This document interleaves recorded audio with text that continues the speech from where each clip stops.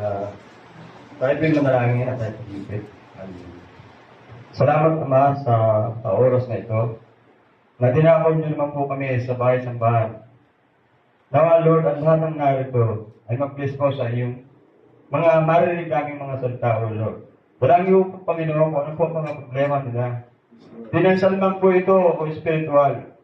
Alam ko, Lord, andyan ka. Napagkakalubo po sa bawat isa sa akin. Hallelujah.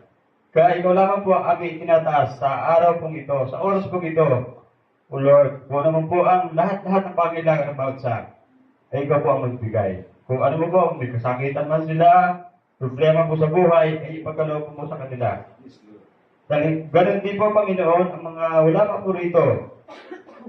Dalangin ko, Panginoon, na hihipoy niyo po ang kanilang mapagyapak, upang sila po ay makarating at makaabot po sa bahay pa ng bahay ko, dahil alam naman nila